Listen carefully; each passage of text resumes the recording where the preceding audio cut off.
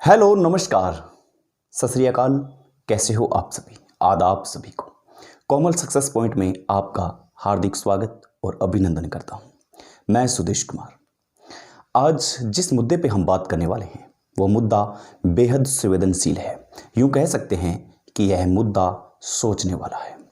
यानी कि कहने का मतलब यह है कि मुद्दा बहुत ही गहरा है, लेकिन हम कभी नहीं सोचते। ना तो इस पर किसी की डिबेट होती है, ना इस पर कोई बात करना चाहता है, ना इसके लिए किसी के पास वक्त है और ना ही कोई इस पर गंभीर होना चाहता है। आज का जो मुद्दा है वह मुद्दा यह है कि पहले मैं आपको बता देता हूं कि पुरुष साक्षरता के अंदर 59%, लगभग 59% है और महिला साक्षरता के अंदर 43% है।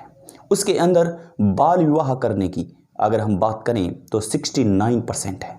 यानी कि 69%, लगभग 69% महिलाओं का विवाह बाल विवाह कर दिया जाता है। यानी कि उनमें पूरी समझ नहीं होती, पूरी सोच नहीं होती, वो रिश्ते नाते अपना अच्छा और बुरा कुछ नहीं सोच पाते और उसके अंदर ही उनका विवाह कर दिया जाता है। यानी कि यह एक ऐसी उम्र होती है जिस उम्र में उनको कुछ सीखने को मिलता है, ऐसी उम्र में उनको शिक्षा की पद्धतियों को जानने का अवसर मिलता है, ऐसी उम्र में माँ बाप की तुलना का या फिर यूं कहें कि माँ बाप की इच्छाओं के बारे में उनको जानने का अवसर मिलता है। यानी कि समाज के हितों के बारे में सोचने का अवसर मिलता है, लेकिन इससे पहले ही उनका विवाह कर दिया जाता है। ऐसे में हम क्या सोच सकते हैं, हम उनके बारे में क्या निर्णय लें कि क्या यह गलत होता है? बहुत से माँ बाप ऐसे होते हैं जो बच्चियों का 15 वर्ष की उम्र में ही विवाह करने पर आतुर हो जाते हैं। यानी कि वह यह नहीं सोचते कि वह क्या कर रहे हैं, कौन सी भयंकर गलती कर रहे हैं।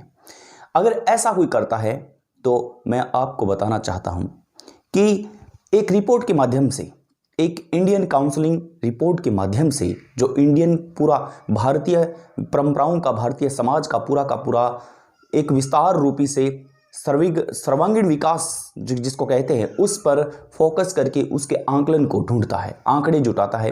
उनकी रिपोर्ट में पढ़ रहा था तो मुझे पता चला कि बहुत से माँ बाप ऐसे होते हैं, 70% माँ बाप अपनी बच्चियों को एक अंधकार में धकेल देते हैं, एक कुएं में डाल देते हैं। यानी कि जिस बच्ची को अपने अच्छे और बुरे का पता नहीं होता, उन बच्चियों के सर पर बहुत सी जिम्मेदारियां लाद दी जाती है, बहुत सी जिम्मेदारियों से उन्हें बोझिल बना दिया जाता है। ऐसे में बहुत सी बच्चियां सुसाइड करती हैं, बहुत सी बच्चियां सुसाइड करने पर मजबूर हो जाती है, बहुत सी बच्चियां गलत कदम उठाने पर मजबूर हो जाती हैं। ऐसे में हम क्या समझें? ऐसे में हमारी सोच तो काम करना बिल्कुल ही बंद कर देती है। जब ऐसी घटनाएं हमारे सामने आती है तो हम यह सोचते हैं कि यह बहुत गलत हो रहा है, लेकिन हम कुछ कर नहीं पाते, हम समझ नहीं पाते, हमारे अंदर यह विचार उत्पन्न ही नहीं होता कि हमने आखिर किया क्या है। हम ऐसी परिस्थितियों का सामना कितने दिन तक और कैसे कर सकेंगे, यह बहुत गंभीर बात है। यानी कि उनके यौन उत्पीड़न के मामले अगर हम उठाएं तो यौन उत्पीड़न के मामले लगभग 25% मामले ऐसे हैं जो विवाह के बाद केस दर्ज होते हैं। आप सोचिए, 25% ऐसे मामले जो विवाह के बाद में केस दर्ज होते हैं, यौन उत्पीड़न के मामले। यानी कि उम्र से पहले उनका विवाह कर देना और उसके बाद में यौन उत्पीड़न, यानी कि उनका यौन शोषण होना, बार बार यौन शोषण होना, ये अपने आप में गंभीर बात है और गंभीर मुद्दा है। इस मुद्दे पर हमें बिल्कुल सोचना पड़ेगा और हमारी बच्चियों के लिए हमें एक निर्णय लेना होगा कि हम अपनी बच्चियों की जल्दी शादी न करें, यानी कि कम से कम उनको मैच्योर होने दें। हम आज भी इस उलझन में भरे रहते हैं कि बेटा और बेटी दोनों अलग अलग है, यानी कि बेटे की शादी बाद में हो जाए लेकिन बेटी को पहले विदा कर दिया जाता है। ऐसा एक संकुचित सोच वाला समाज हमारा कब समझेगा, कब सुधरेगा कि अपने ही हाथ से हम अपनी ही बेटी का गला घोंट देते हैं? यह कहां तक जायज है? यानी कि जिस बच्ची को अपने अच्छे और बुरे का पता नहीं होता, हम उस बच्ची का गला घोंट देते हैं और उस बच्ची को एक ऐसे घर में भेज देते हैं जिस घर की उसको समझ ही नहीं है। यूं कहें कि उस बच्ची को अपने घर में रहते हुए भी कुछ समझ नहीं है तो आगे वाले घर की उसको कितनी समझ होगी, यह आप खुद सोच लीजिए। मेरा हाथ जोड़ के निवेदन है कि हम ऐसा अगर न करें तो यह मामले बहुत कम हो सकते हैं। ऐसे मामलों में गिरावट आ सकती है और ऐसे मामले तेजी से गिरने लग जाएंगे। लेकिन हमारा समाज ऐसा सोचता है और हमारा समाज ऐसा सोचता है, इसी वजह से बच्चियों की यह दयनीय स्थिति बन जाती है।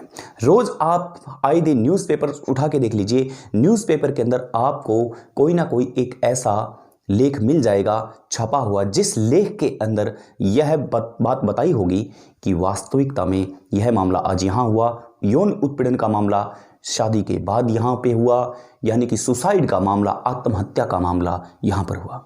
तो मित्रों, मैं इसी अपने शब्दों के साथ आपसे विदा लेना चाहता हूँ और कहना चाहता हूँ कि हम अपनी बच्चियों को सेफ रखें, अपने घर में रखें, और जब वो मुकम्मल तौर पर, दिमागी तौर पर, शारीरिक तौर पर वह पूरी तरह से परिपूर्ण नहीं हो जाए, तब तक हम उनका ख्याल रखें, उसके बाद में उनकी शादी करें।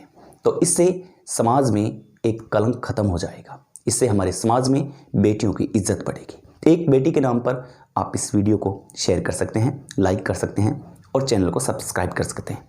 नमस्कार, जय हिंद, जय भारत।